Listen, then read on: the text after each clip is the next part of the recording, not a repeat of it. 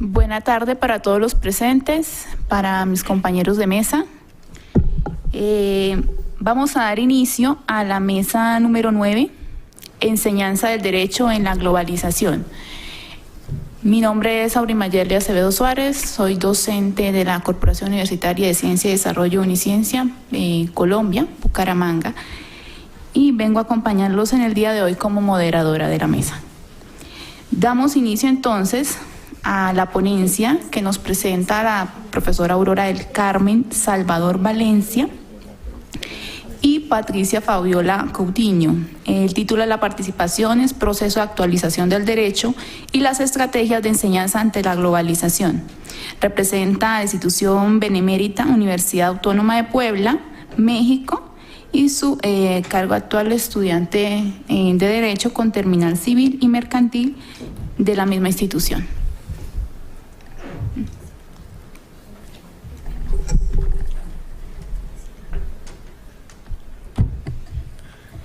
Muy buenas tardes. Antes que nada agradezco al Instituto por la oportunidad que se nos da al impartir esta ponencia. Como decía, el tema a exponer es Proceso de actualización del derecho y las estrategias de enseñanza ante la globalización. Ok, como primero, debemos entender lo que es la globalización. En este caso, Ulrich Beck dice que la globalización significa los procesos en virtud de los cuales los estados nacionales soberanos se entremezclan e imbrican mediante actores transnacionales y sus respectivas probabilidades de poder, orientaciones, identidades entre más varios. En ese sentido, en cuanto al derecho, nos hace mención de que estamos ante la globalización, que quiere decir de que debemos estar en los programas académicos, deben estar actualizadas para que estemos a la par de las innovaciones, no solamente de manera interna, sino también al externo, que sería con los demás, con los otros países. Bueno, la globalización ante el derecho, más que nada, influye mucho en la educación. ¿Qué quiere decir con esto? Que la enseñanza educativa es el primordial, más que nada, para que de un determinado país pueda alcanzar la competencia ante otras instituciones, ya sean nacionales e internacionales. Esto es con la finalidad de que la educación no solamente sea o deje de funcionar lo que es una educación magistral, una educación tradicional, que es solamente donde el profesor es el encargado de difundir la información y el alumno, que sería el receptor, solamente de memorizar lo que el maestro pretende. Lo que busca ante la globalización es de que sea una educación activa, es decir, donde al alumno se le debería concientizar y motivar a que realicen argumentación jurídica, razonamiento, análisis de determinada área o tema en discusión. En este caso hago mención del Plan Bolonia. ¿Por qué hago mención? Porque esta surge lo que es en la Unión Europea, donde el Plan Bolonia es una reunión de ministros superiores donde actualizan, modifican lo que es la educación superior. Esto es con la finalidad de que sus alumnos no solamente generen, después de la carrera, generen trabajo en ese lugar, sino que tengan competencia con otras universidades. Este plan se realiza con los jefes de Estado y no con los actores. ¿Qué quiere decir? Solamente eran instituciones, en este caso jefe de estados, ministro de la educación, sin tomar en cuenta a los estudiantes o alumnos. Y surge, donde 31 países europeos la firmaron. Surge el Espacio Europeo de Educación Superior, donde dan unos lineamientos de qué manera va a ser la educación lo que es en Bolonia, Plan Bolonia, y lo que se busca es de que la educación no solamente sea competitivo a nivel nacional, sino también internacional. El objetivo de de este Plan Bolonia era aumentar la compatibilidad y comparabilidad de los sistemas educativos, movilidad de estudiantes, profesores y personal administrativo, transparencia y cooperación europea de calidad bajo el principio de excelencia y calidad en el conocimiento e investigación de carácter científico y tecnológico. Bueno, este Plan Bolonia no solamente tuvo mucho auge en lo que es en el país europeo, sino también tuvo mucha, de cierta manera influyó mucho en América Latina, donde se crea un proyecto independiente llamado Alpha Tuning América Latina, donde los efectos de este proyecto era movilidad interinstitucional. Se buscaba que no solamente, o se busca en ese proyecto que los educandos o alumnos tengan una perspectiva externa de lo que hay de manera interna de su institución. El complemento al título es de que agilizar los trámites de títulos para que sean eficaces en el momento de las cuestiones laborales. Los modelos de descripción y evaluación de la competencia es buscar y generar que el alumno pues sea competitivo. Se reforman, y esto influyó mucho también para que se reformaran los programas académicos en la educación superior.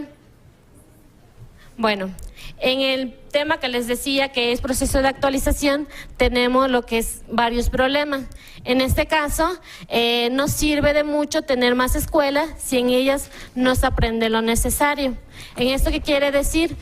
Como sabemos, pues en nuestro país, que más adelante les voy a comentar, en cada institución o cada aula hay una totalidad de 50 alumnos máximo por cada profesor. Y a veces solamente hay de 2 horas a 3 horas de clases diariamente, y eso genera de que no haya un razonamiento de parte de los estudiantes al momento de aclarar sus dudas, y eso evita de que solamente volvemos a lo mismo, a que sea una educación tradicional. O sea, yo profesor doy la información y yo alumno pues solamente la recibo sin que se me aclaren mis dudas. La siguiente es, el docente no está a la vanguardia en el uso y aplicación de las TIC en proceso de aprendizaje y enseñanza. En este caso, hay muchas instituciones donde la mayoría de los profesores todavía no se han actualizado en cuanto al manejo de las TIC. O sea, solamente sigue siendo una implementación de exposiciones en materiales puede ser de PowerPoint, pero es más para los alumnos que para ellos mismos. La deserción escolar. Según el plan 2006-2000...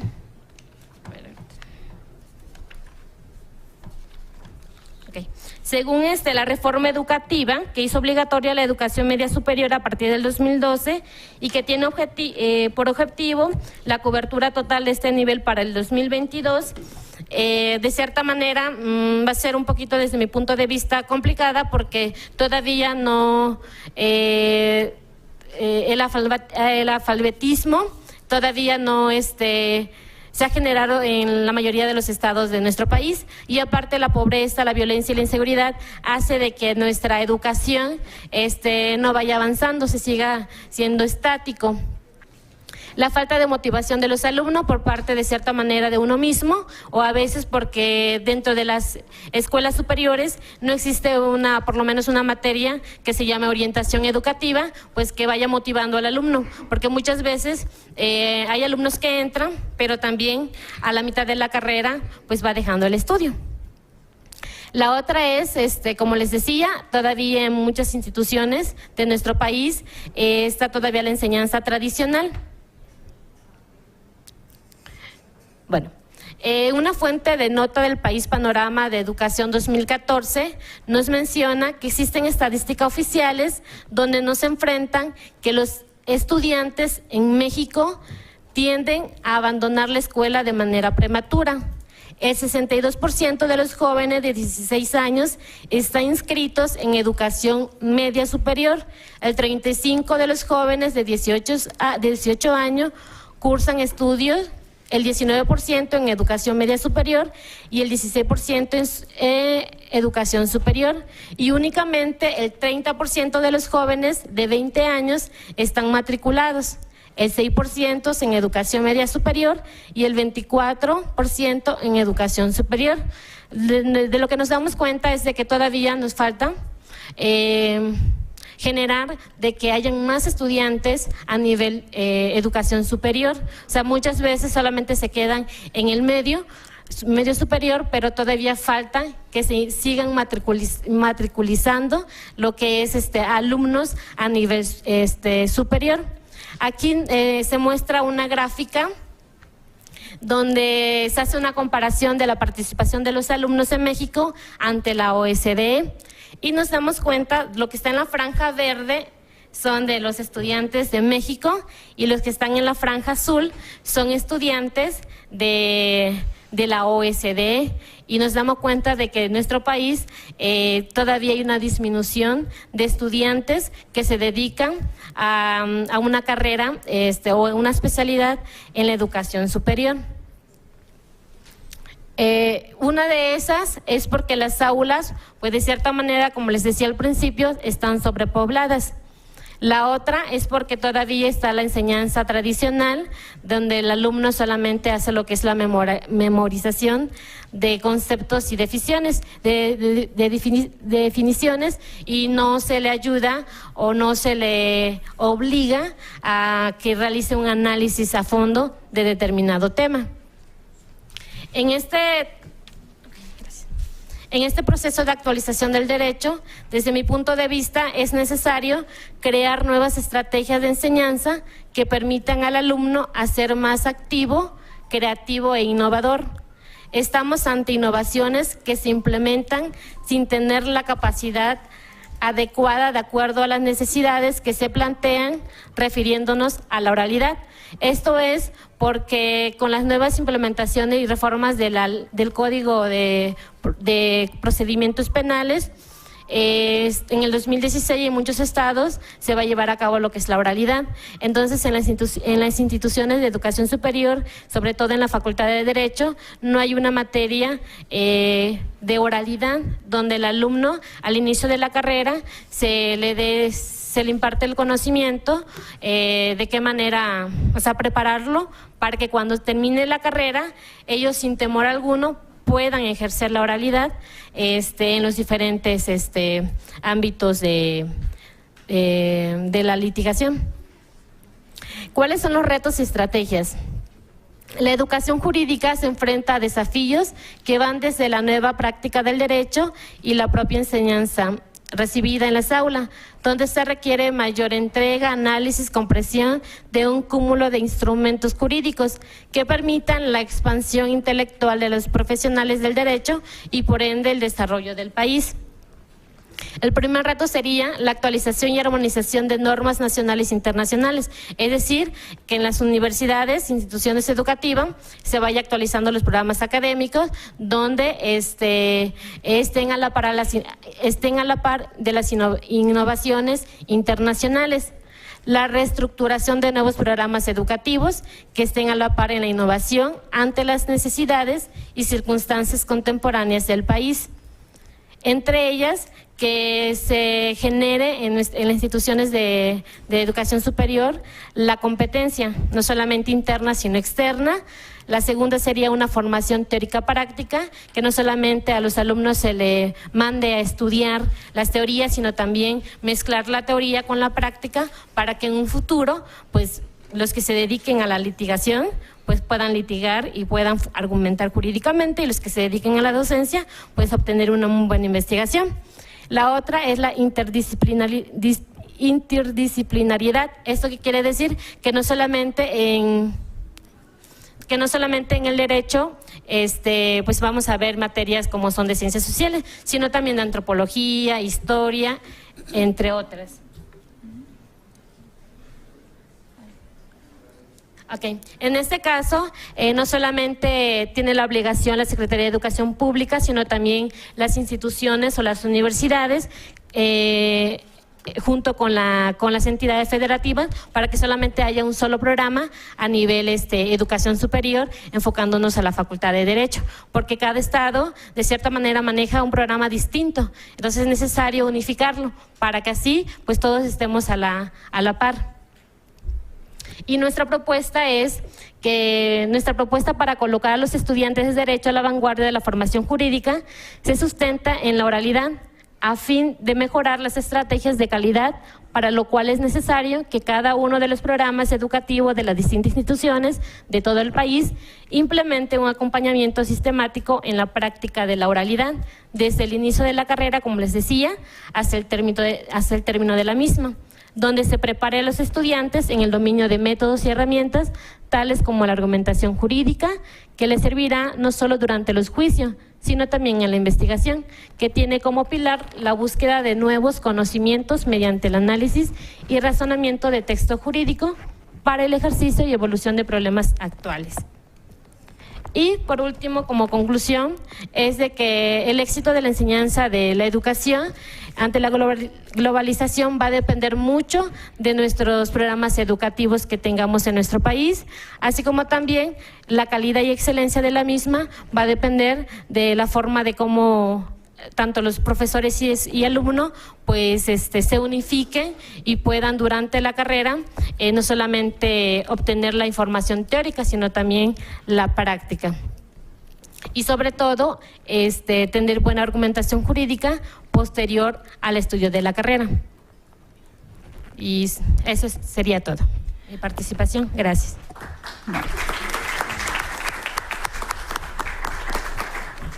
Bueno, muchas gracias. Antes de continuar con la siguiente ponencia, les menciono que se están presentando los 5 primeros ponentes debido a la cantidad de trabajos que están presentando en la tarde de hoy. Entonces, primero se presentan los 5 primeros y luego continúan con los siguientes 5 ponencias. Okay. Seguimos con una ponencia que he trabajado con la doctora Zaida Maritza Rojas Castillo. El título de la ponencia es La Cátedra de Paz en Instituciones de Educación Superior de Bucaramanga, Colombia, a la luz de los planteamientos de la educación para la sostenibilidad de la UNESCO. Institución, la Corporación Universitaria de Ciencia y Desarrollo Uniciencia de Colombia. En nuestro cargo actual pues somos docentes e investigadores de la misma institución. Muchas gracias. Muchas gracias para todos los asistentes. Pues es un placer estar acá con ustedes para contarles y ponerlos al tanto de algo que pues es para nosotros muy satisfactorio para nuestro país, que es la institución como tal de la Cátedra de la Paz en las universidades y en los colegios públicos y privados de nuestro país. Quiero comentarles, iniciar contándoles que cómo inicia este proyecto de investigación. La verdad es que así como hay personas que están de acuerdo con la paz en nuestro país, pues también hay personas que tienen sus dudas con relación a cómo se va a aplicar esta paz. Entonces tienen dudas respecto al acuerdo en los temas de justicia, de participación política, etcétera. Nosotros nos enfrentamos en nuestras cátedras de Derecho, de la Facultad de Derecho, a estas preguntas y a estas dudas que tienen los alumnos, y especialmente nuestros alumnos de Derecho, que son las principales personas que tienen que conocer a fondo este acuerdo de paz. Entonces, para resolver esa duda, con la profesora Auri Mayerly, que es nuestra moderadora hoy, iniciamos un proyecto de investigación dirigido a identificar qué era la Cátedra de la Paz, porque para nosotros era claro que no es algo inédito en el mundo, sino que eso tiene un origen y queríamos identificar precisamente cuál era ese origen. Y pues descubrimos algunas cosas que nos han servido para nuestra práctica docente y nos han servido también para entusiasmar muchísimo más a los alumnos en el objetivo de la Cátedra de la Paz, porque siempre esa palabra paz los pone nerviosos. Sobre todo cuando se desinforman tanto los medios de comunicación y cuando se desinforman tanto ellos mismos a través de lo que leen por internet o la polarización política que vive nuestro país alrededor del tema. Entonces, como primera medida, pues encontramos que existe una duda a nivel mundial de cómo nosotros somos una sociedad o no sostenible. porque si nos ponemos solamente a revisarnos desde todos los puntos de vista económico, social, político, cultural, etcétera, existe una buena probabilidad de que no vayamos dirigidos a lo que debemos ir, y es a manejar una sostenibilidad como humanidad.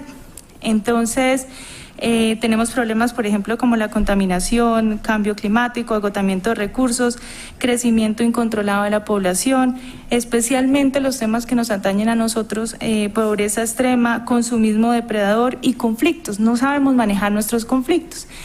Y en ese orden de ideas se busca hacer se hace un llamado, a un cambio social que nazca desde las mismas personas, pero no un cambio social que implique sacrificio, como siempre se ha mostrado, sino un cambio social que de verdad nazca de la misma autonomía de las personas. Y es ahí donde la educación viene siendo llamada como esa herramienta de socialización y de formación, como decía un asistente, pero no dirigido a formar estudiantes o formar profesionales para el mercado, sino también incluir un componente muy específico y muy importante, que es formar ciudadanos globales, ciudadanos que sean conscientes, ciudadanos que manejen sus conflictos, que sean conscientes de que no le pueden huir a los conflictos, que los conflictos están ahí todo el tiempo, a toda hora, sino que sepan cómo enfrentarlos y cómo gestionarlos de una manera positiva. Pues una vez se inicia este proceso de llamar a la educación como herramienta para esa nueva formación de ciudadanos, pues aparece para nosotros la UNESCO, que es la Organización de las Naciones para la Educación, la Ciencia y la Cultura, y propone en el año 2002 la educación para el desarrollo sostenible. Y esa educación para el desarrollo sostenible lo que busca es hacer un llamado a nuevos instrumentos metodológicos capaces de apoyar esos esfuerzos de crear como tal una sociedad armónica y una sociedad capaz de sostenerse a sí misma. Ese objetivo, como ya lo decía, era integrar a todos los sistemas educativos esa perspectiva de sostenibilidad y volver a la educación como un agente de cambio, no solamente de formación de profesionales. Esa propuesta tiene dos objetivos: incorporar temas fundamentales en desarrollo sostenible en la enseñanza y el aprendizaje a todos los niveles, incluyendo pues obviamente a las facultades de Derecho, y métodos participativos de enseñanza, lo que llamaban en las mesas anteriores el ABP.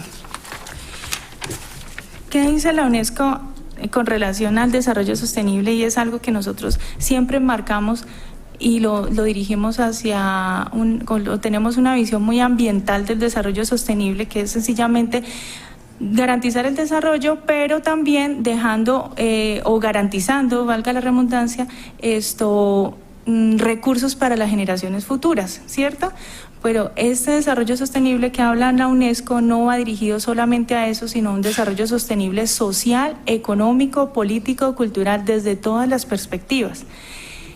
Hace unas semanas atrás leía en una revista que es muy famosa en nuestro país, la revista Semana, y publicaban un artículo muy interesante en el que se decía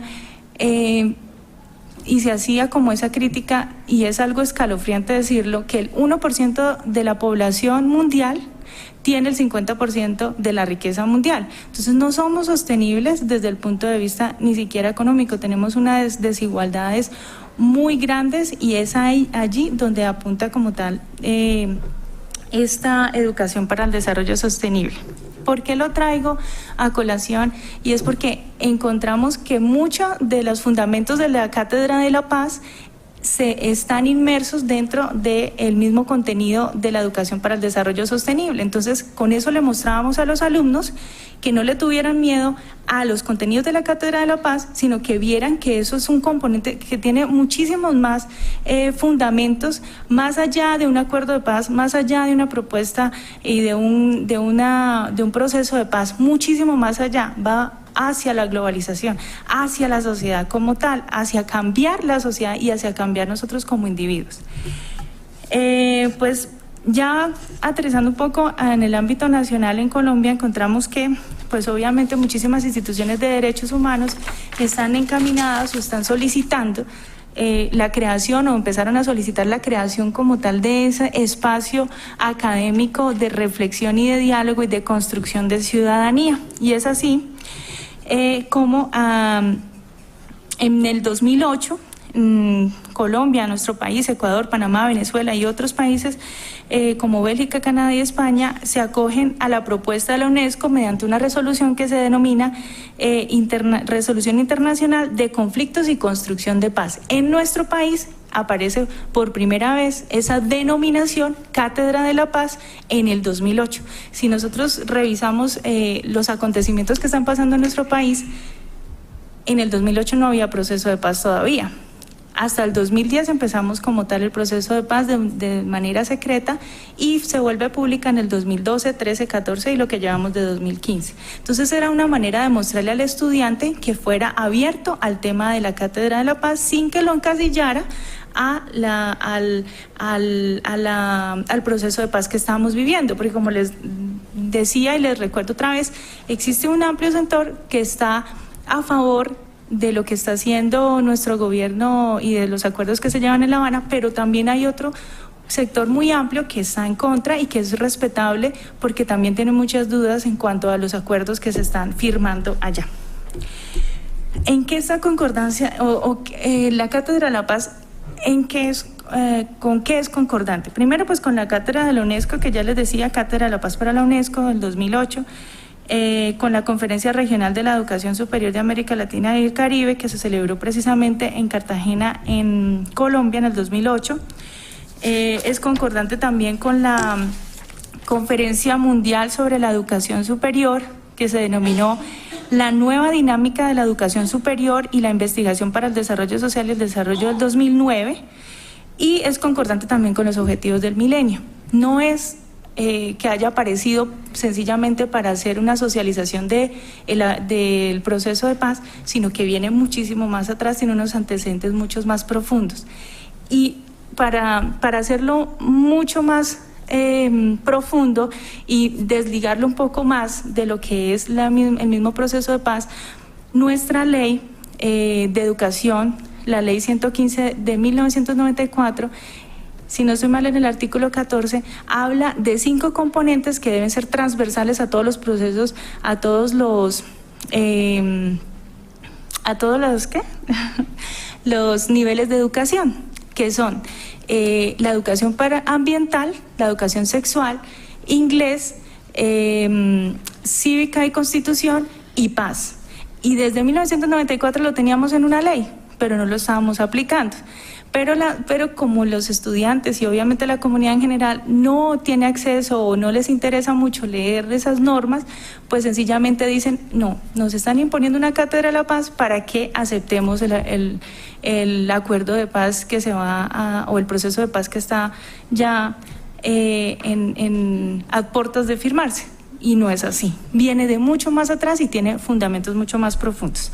Entonces, en sí, la educación para el desarrollo sostenible no tiene como objetivo incorporar la dimensión, no tiene como objetivo, digamos, que cambiar la metodología o cambiar los componentes que tenga, digamos, en cualquier pénsul en sí, sino lo que busca es incorporar un nuevo componente pedagógico, que es espacios de reflexión y de diálogo para construir nueva ciudadanía capaz de tolerar los conflictos y capaz de resolver los conflictos de manera autónoma y no tenerle como tal tanta reserva a la historia y pues obviamente al proceso de paz. ¿Cómo se aterriza esto a las normas?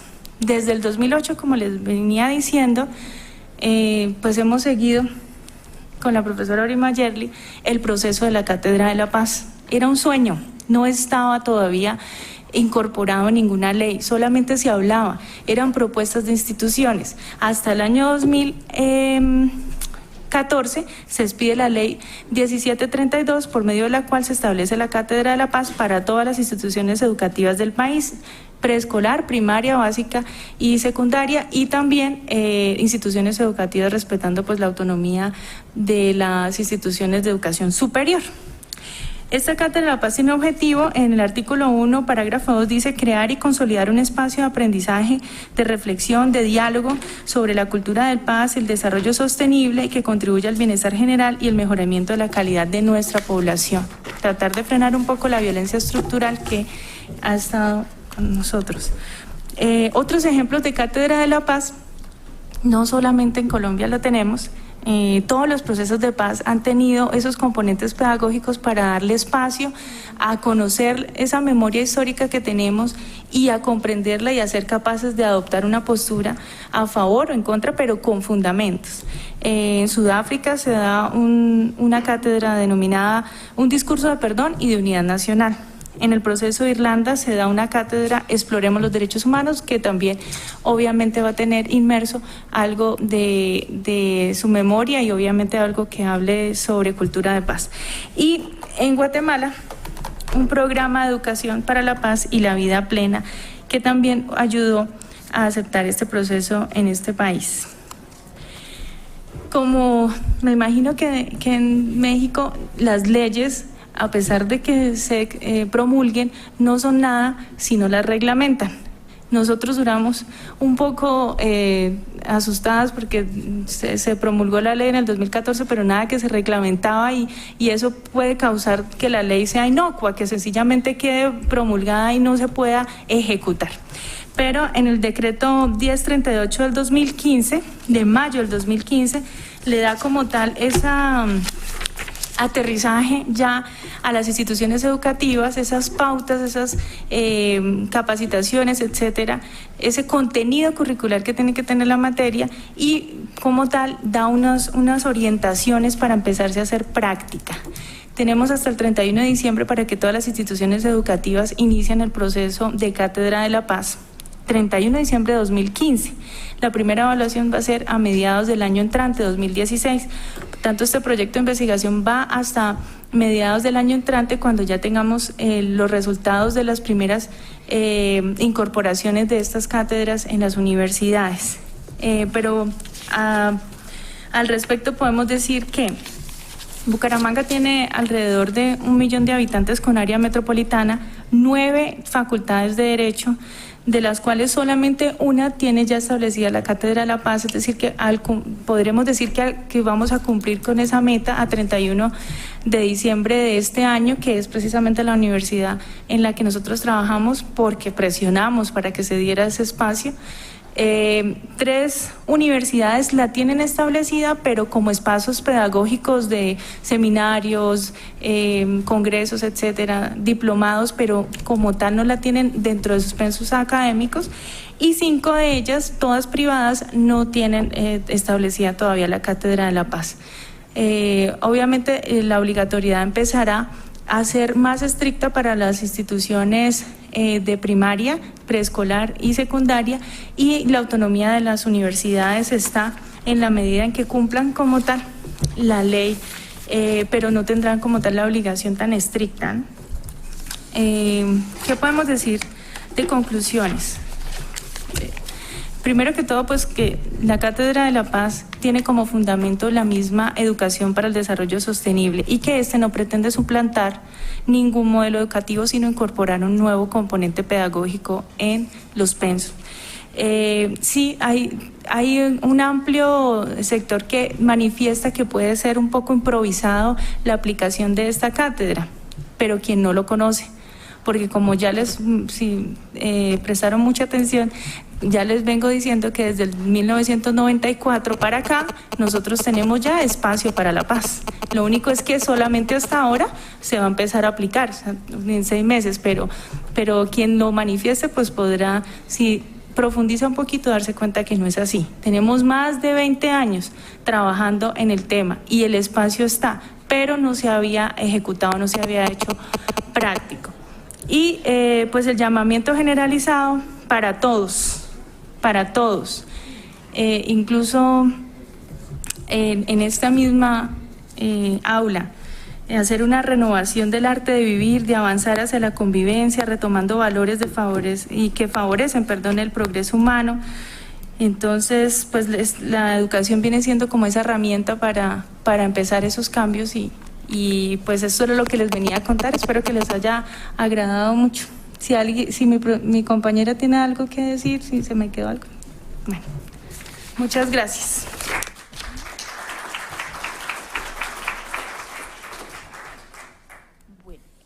Continuamos entonces. Continuamos con la siguiente ponencia. Es a cargo del profesor Felipe Miguel Carrasco Fernández. El título de la ponencia es Constructivismo jurídico en la enseñanza del derecho en la globalización. Viene de la Universidad Popular Autónoma del Estado de Puebla, México. Es profesor investigador de la Universidad Popular Autónoma del Estado de Puebla. Continúa, profesor. No, es él.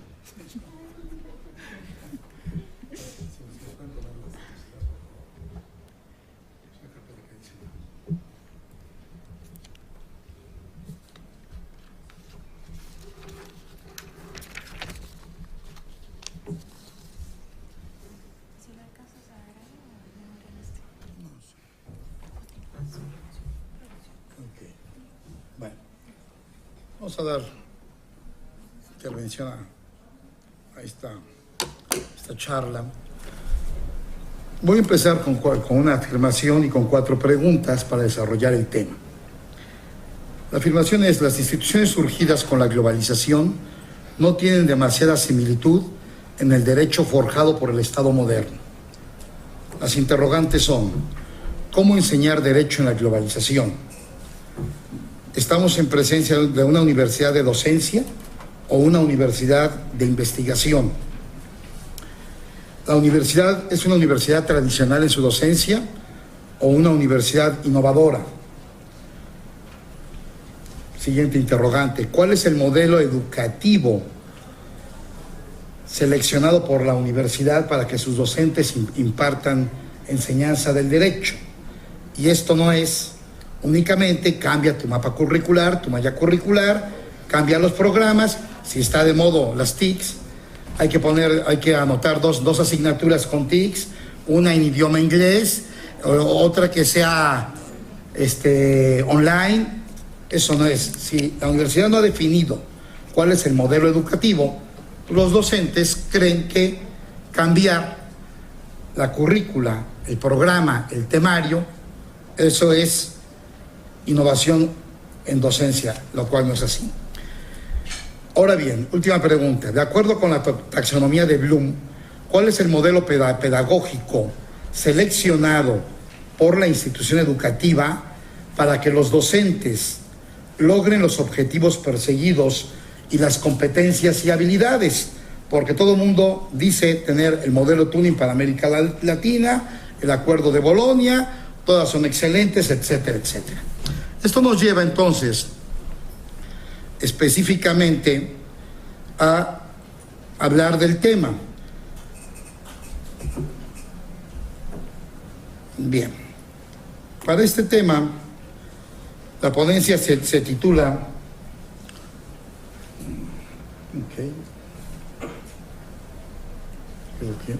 ya está: Constructivismo jurídico en la enseñanza del derecho en la globalización. Ante esto debemos decir lo siguiente: se considera que quien logre un proceso de enseñanza-aprendizaje a partir de un enfoque constructivista podrá desarrollar habilidades en el análisis objetivo de situaciones, podrá aprender a identificar problemas y desarrollar habilidades para la toma de decisiones.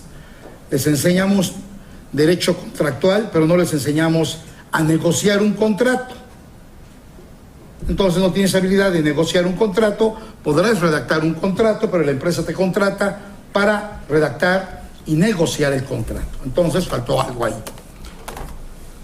Capacidad de hacer sólidos y profundos juicios sobre la base de su percepción de los hechos y de los problemas, para lo cual es necesario comunicar y conseguir una acción deseada en el curso.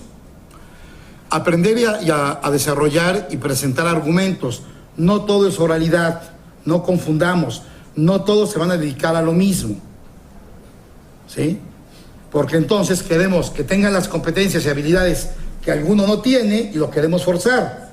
Sí, Gallup University normalmente genera, no quieras imponerle habilidades, ya tienes ciertas habilidades desarrolladas, mejor pondera las ya desarrolladas para tener mejores actitudes o mejor desarrollo. Bien, perdón.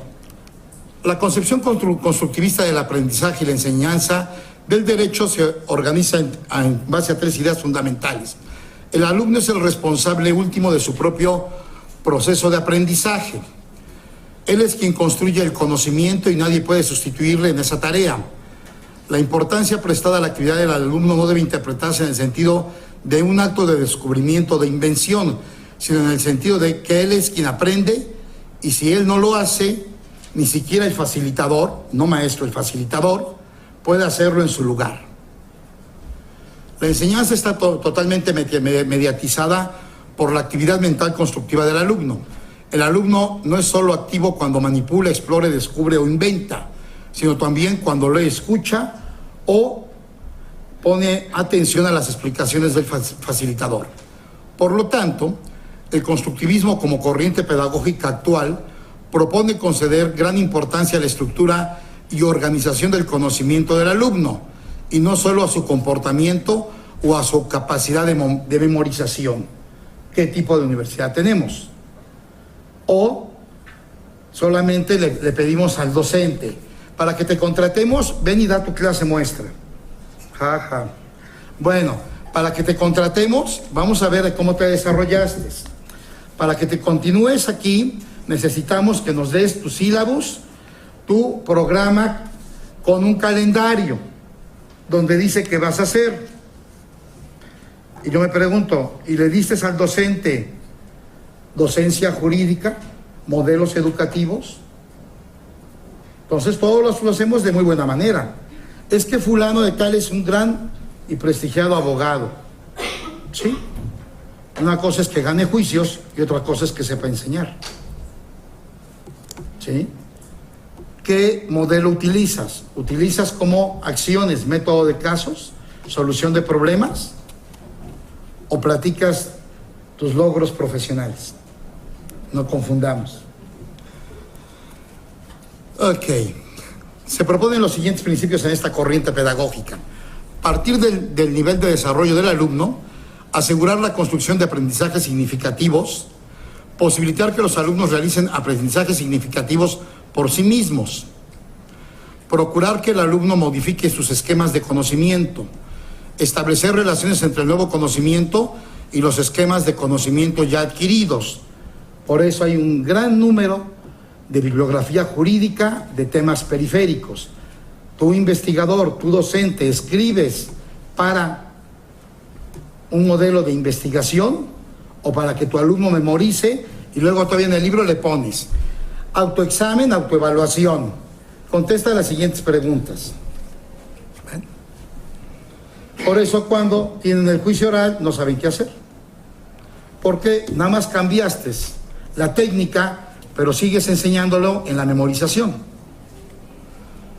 En definitiva, podemos decir que las líneas convergentes del constructivismo son: el conocimiento de la realidad es descriptivo y se constituye como resultado de operaciones de observación. Así hacemos un reconocimiento esencial de la observación de otra observación, o sea, una metaobservación.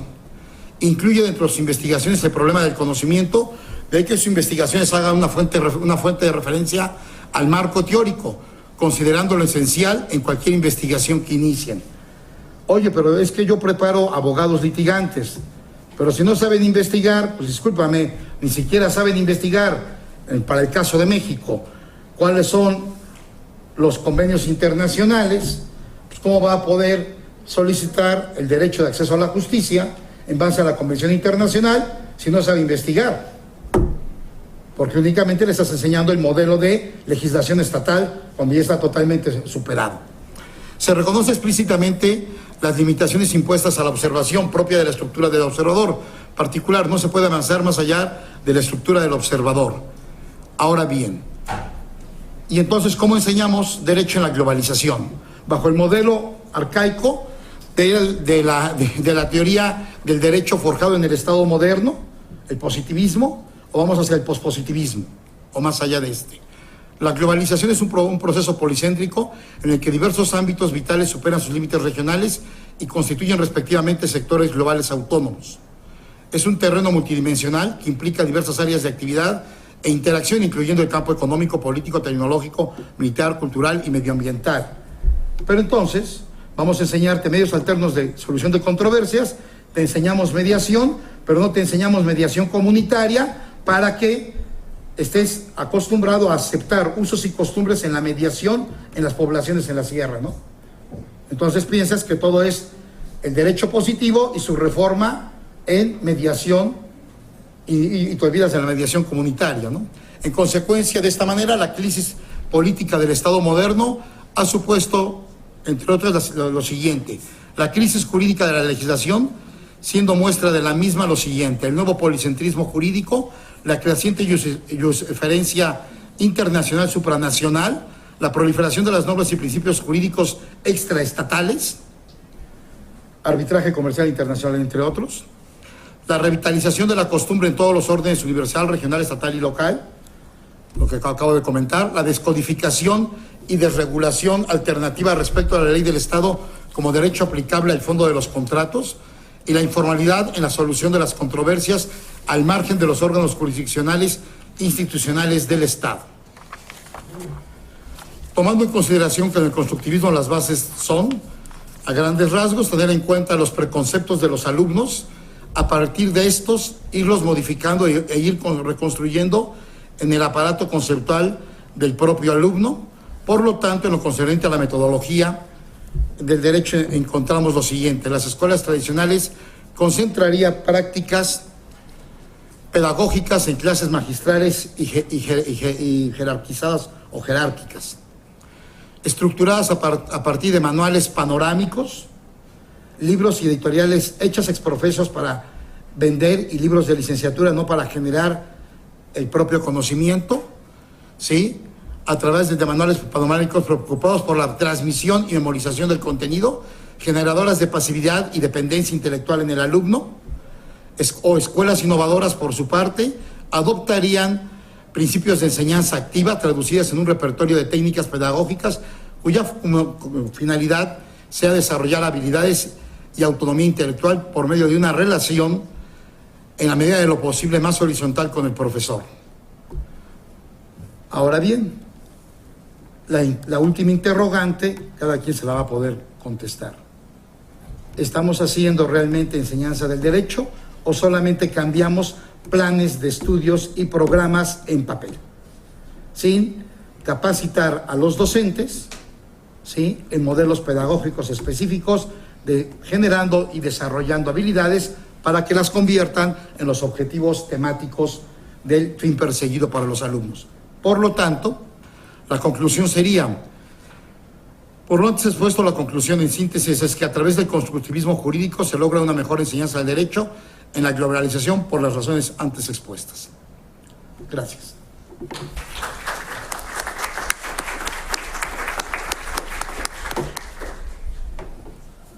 Bueno, muchas gracias, profesor Felipe Miguel. Continuamos entonces con la siguiente ponencia. Está a cargo de los profesores Francisco Javier Mayoral Torres Flores, doctor en Derecho, profesor investigador de tiempo completo de la Facultad de Derecho de la Universidad de Colima, líder del cuerpo académico Derecho, Cultura y Sociedad, miembro del Sistema Nacional de Investigadores, junto con el profesor Francisco Enoc Morán Flores. Gracias. ¿Qué tal? Buenas tardes. Una aclaración previa. Don Francisco Morán Torres, su servidor, somos profesores. Gracias por el nombramiento, pero yo todavía no soy profesor de tiempo completo, soy profesor por horas. Sin embargo, bueno, hemos estado trabajando a la par y creo que eso al final es enriquecedor. Bueno, al margen de ello, me gustaría platicarles del trabajo que presentamos. Es un trabajo que realizamos a partir de una ideología de hacia dónde está enfocado la enseñanza del derecho. Y tomamos como base de investigación precisamente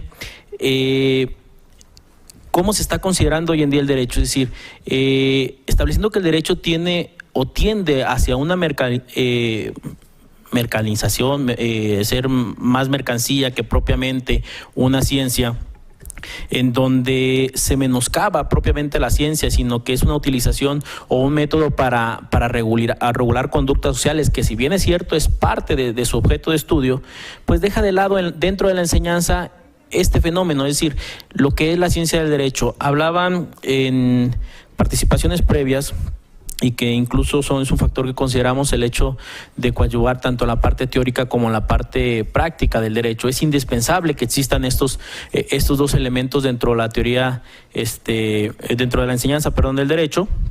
Y entonces, partiendo de este elemento de lo que es la enseñanza del derecho y hacia un derecho más mercantil, un derecho que cumpla con expectativas de mercado y no un derecho que cumpla con una función social, se establece que en la enseñanza tendríamos que considerar en principio qué es derecho. Es decir, a su vez en la teoría del derecho tenemos una ambigüedad conceptual de decir qué es lo que define o qué conceptualiza el derecho, y ante esta diversidad teórica que nos presenta el mismo modelo epistémico del derecho, tenemos una confrontación de lo que tendríamos que enseñar. Es decir, vamos a enseñar a partir de un modelo específico, o vamos a enseñar a partir de una diversidad de modelos que al final no quede claro qué es lo que se está transmitiendo y qué es lo que el alumno tendría en un momento de egresar su carrera que realizar como práctica jurídica.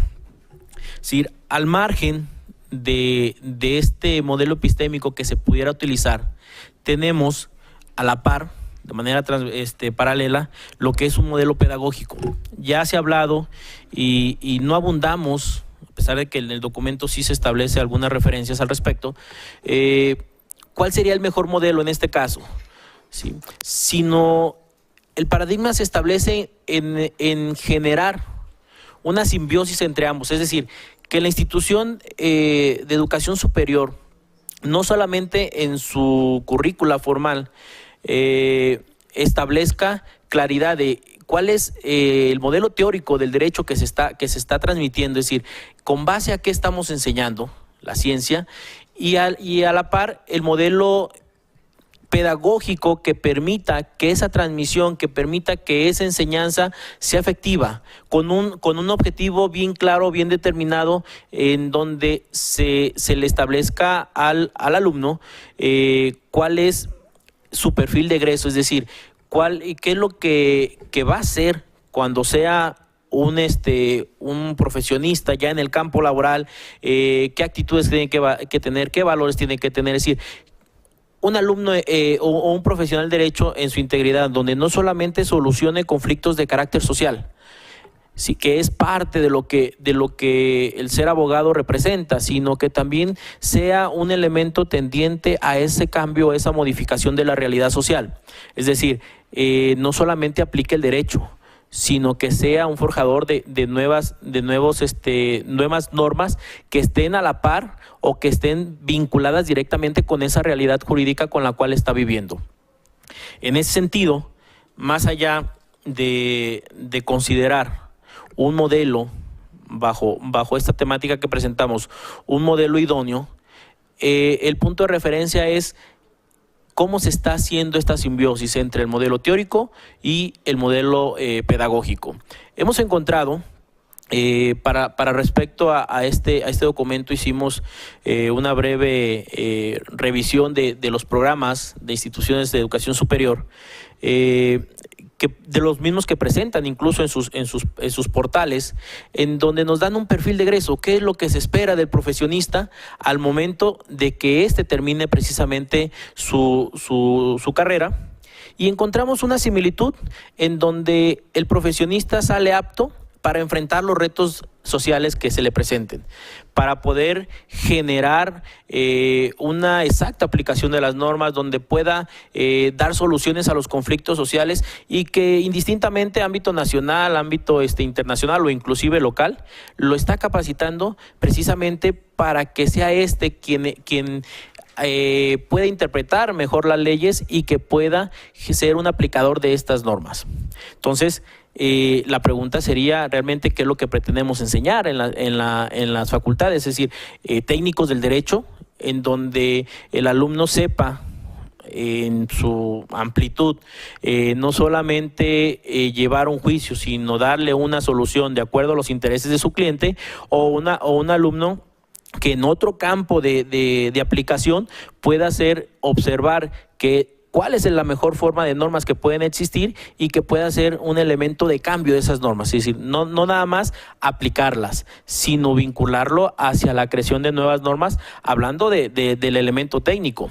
Ellos, sin menoscabar y sin dejar de lado, aun cuando no es el elemento primordial de la licenciatura, el que entienda esta conceptualización teórica del propio derecho, ¿sí?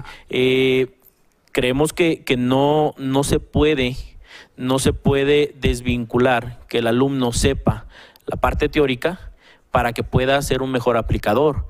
Sin embargo, los programas que en mayor proporción existen son para aplicadores del derecho. Hay universidades que en su programa en segundo semestre ya presentan una materia práctica, por ejemplo.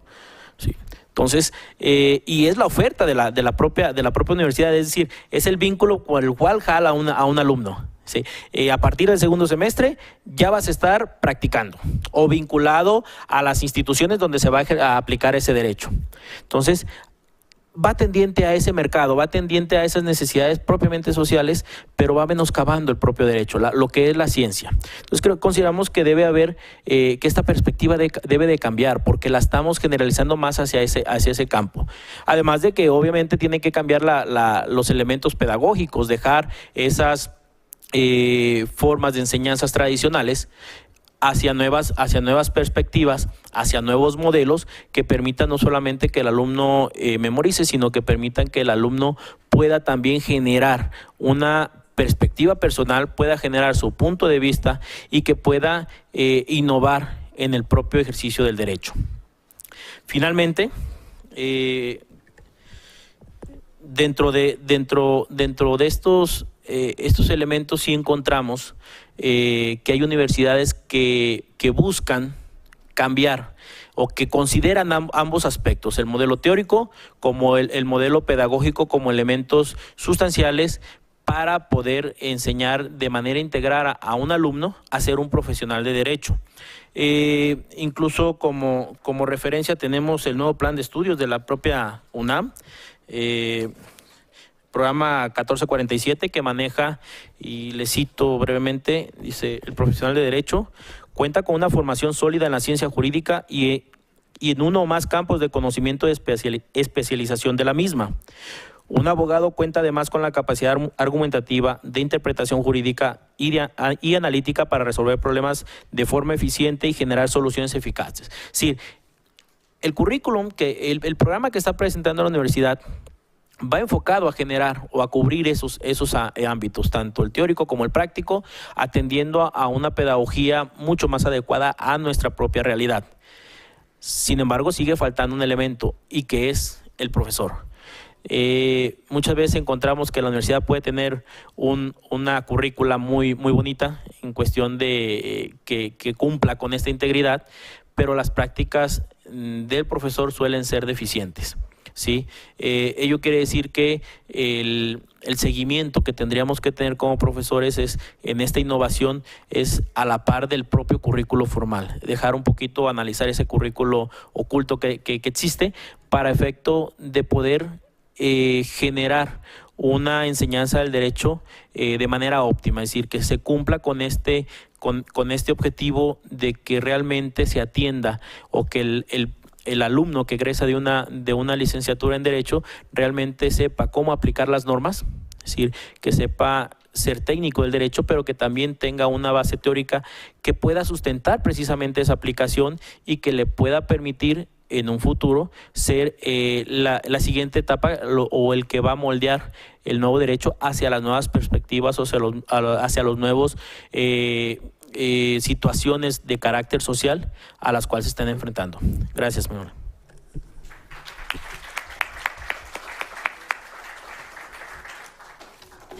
Muchas gracias, profesor Francisco.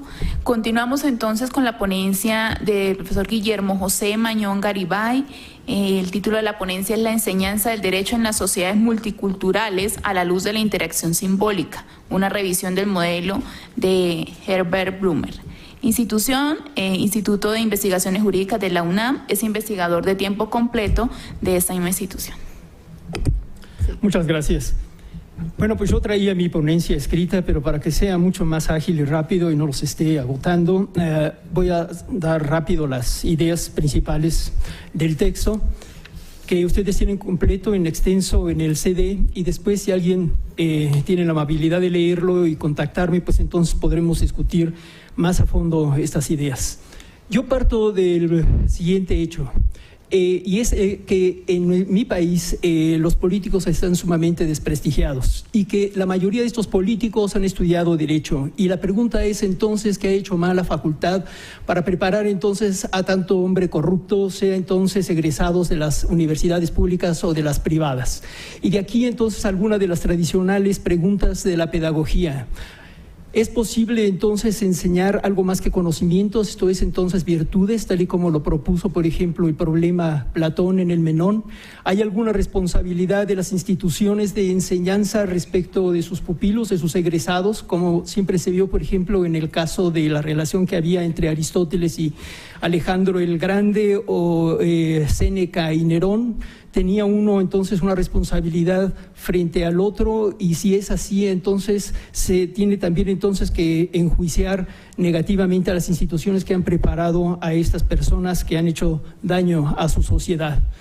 Lo que entonces yo veía es que, bueno, si se trata de concentrarnos en la virtud y preguntarnos si es posible no únicamente enseñar conocimientos, sino también entonces actitudes, estas entonces sería principalmente enseñar entonces la actitud moral y cómo entonces puede enseñarse esta virtud.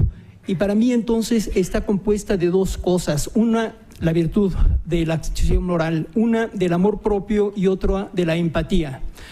Yo entonces sé que quiero entonces lo mejor para mí y sé que para obtener este bien para mí es necesario que no le haga mal al otro. Y esto, no hacerle mal al otro, es entonces lo que se llama empatía. ¿Cómo entonces a través de la educación podemos desarrollar esta empatía? Entonces valor del reconocer al otro como a uno mismo. Y entonces, buscando en los distintos autores, descubrí a este norteamericano, Herbert Blumer, que desarrolla exactamente el concepto de juego. Y entonces pienso que esto me puede a mí servir exactamente para hacer una propuesta de cómo se puede desarrollar la empatía a través del juego. Lo que propone Blumer, bueno, yo el concepto de juego como filósofo ahora recuerdo, me lo encuentro primeramente en Nietzsche, y él hace ver exactamente para destacar el aspecto creativo, cómo podemos desarrollar la creatividad de los seres humanos a través del juego. También después me lo encuentro claramente en las investigaciones filosóficas de Wittgenstein, en una forma entonces de explicar cómo se adquiere el lenguaje, también entonces utiliza el concepto de juego. Y ahora entonces en Blumer, y debe de haber otros muchísimos más, utilizan el juego para desarrollar, pero ahora virtudes o actitudes morales. Para Blumer entonces lo que es importante es cuando una persona juega, entender las reglas del juego, y para esto entonces lo mejor es jugar el juego, nada más. Y jugando el juego es también entonces no únicamente, por ejemplo, si pensamos en el fútbol, jugar una posición dentro del equipo, sino también entonces pensar o ponerse en el lugar del otro. Si yo soy portero, entonces ¿qué es lo que van a hacer mis defensas, mis medios y mis delanteros? Y a su vez, ¿qué van a hacer los contrarios? Tengo que entonces no únicamente pensar en mí, sino también entonces en el otro. Esto es entonces exactamente lo que yo creo que es útil para entonces exactamente pensar en desarrollar la empatía y enseñar entonces las virtudes. Por otro lado, entonces también consideraba la situación de la universidad en mi país y con respecto a 3 puntos. El principio de la economía pedagógica, que quiere decir entonces no únicamente qué es el acervo de conocimientos con el que se encuentra la universidad, qué es lo que saben sus profesores, sino sobre todo aquello que se desarrolló en el siglo XIX por Pestalozzi y Froebel, considerar las capacidades que tiene el estudiante para aprenderlas, para entonces hacerse de ellas. Entonces, la universidad no tiene que estar ahí para los centros de investigación ni para hacer felices a los profesores, sino para enseñar el conocimiento a los alumnos tomando en cuenta sus capacidades. Mi interés, claro, por la pedagogía viene no únicamente de que yo soy un investigador, estoy en el nivel o en el metanivel para reflexionar sobre los fenómenos sociales o en el de la enseñanza, sino también porque doy clase. Y dentro de esta labor de dar clases, por ejemplo, en las universidades privadas, ahí que son muy pretenciosos, se quería en unos cursos que se llaman Historia de las Ideas, en el ITAM, enseñarle, por ejemplo, a los alumnos o darles a leer textos de Kant, ¿no? La crítica de la razón práctica, la crítica de la razón pura, de Hegel, la fenomenología del espíritu, de Heidegger, Ser y Tiempo, de Bergson, la evolución creadora, en fin. Cada uno de estos cursos se tenía que leer en promedio 1000 páginas. ¿Saben ustedes cuántas leían de esas 1000 páginas? Ninguna. Las últimas trampas que a mí me hacían en los exámenes, y ustedes me van a decir que esta era una forma falsa de evaluarlos, era la siguiente, la trampa. Yo les daba el examen, 5 preguntas, ellos le tomaban una foto, mandaban la foto entonces afuera con sus compañeros que estaban al libro abierto contestando las preguntas y después se las regresaban vía correo electrónico en sus teléfonos y después simple y sencillamente copiaban en la hoja que yo les había dado las respuestas y entonces ya aprobaban. Ahí me va a decir mal, estaba evaluando únicamente conocimientos. La cuestión es cómo estaba diseñando el temario, no había otra forma de evaluar otra cosa que exactamente la memorización de estos conocimientos. Y así entonces me podía dar cuenta si estaban o no estaban leyendo. Entonces hay que adaptar los conocimientos que se tienen, las habilidades del profesor a las capacidades del estudiante. Esto entonces sería el principio de la economía pedagógica. El otro es entonces la relación que hay entre ciencia y universidad. Evidentemente los conocimientos profesionales que se enseñan en la universidad abrevan de la ciencia, pero no quiere decir que se reduzcan a ellos. Y tampoco quiere decir, uno, que los profesores que lo enseñan tengan que ser científicos. Yo que estudié en Alemania, estudié con muy buenos científicos, pero muy malos profesores, porque no sabían enseñar lo que sabían ni tenían paciencia tampoco para hacerlo. Entonces, uno, los profesores que enseñan en la universidad no tienen por qué ser científicos y dos, no tenemos por qué estar enseñando lo que enseñamos en la universidad con vistas a ser científicos.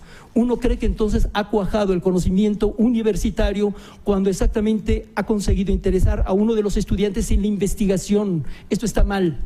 No, cuando yo voy con un médico, a mí no me interesa si el médico es un buen investigador o es un mal investigador, a mí me interesa que me cure y punto. Ya después, si él está en el sistema de investigadores, y él también entonces después se pasea en un laboratorio con su banca blanca, eso no me tiene a mí sin cuidado. Entonces, primero hay que crear buenos profesionales que exactamente desarrollan, ejerzan bien su profesión. No entonces tiene que ser todo ciencia y laboratorios científicos, sino todos los profesores tienen que ser científicos. Y lo último es la relación entre la cultura y la enseñanza universitaria. Ahora parece que tenemos a muchísimos expertos que son sumamente incultos, que no tienen entonces exactamente una visión general de la cultura. Casi decir una visión general de la cultura es un pleonasmo, siempre la cultura es algo general. Y entonces lo que se está escapando ahora es exactamente entonces de ese contexto más amplio de ideas, de las que todos nosotros por el hecho de vivir aquí en este país participamos y que no son ideas científicas. Para ponerlo en términos cartesianos, ciencia es conocimiento cierto, ¿sí? Y no todos los conocimientos o ideas con las que nos manejamos en la vida diaria son exactamente eso, probadas al 100%. Pero si nosotros reducimos conocimiento universitario a científico, entonces únicamente enseñaremos aquello que ha sido probado científicamente. La ciencia siempre va a la saga de la realidad, ¿no? La realidad siempre nos rebasa. Lo que ahora está sucediendo en mi país, científicamente no existe una teoría para explicarlo. Y sin embargo, entonces hay que resolver esos problemas. Por eso entonces el conocimiento debe entonces, digamos, que se enseña en las universidades, ir más allá de lo que están exactamente dándonos a saber los laboratorios científicos. Y tomar entonces algo también muy en cuenta. No por el hecho de pasearse con una bata blanca por un laboratorio, uno es un científico. Eso no es así. Eso es entonces algo muchísimo más complejo.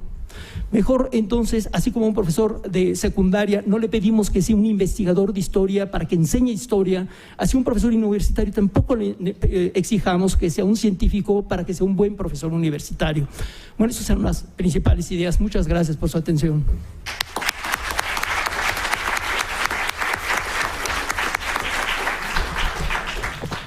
Muchas gracias, profesor Guillermo José.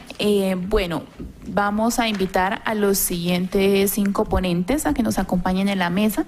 Muchas gracias, profesores, por su compañía.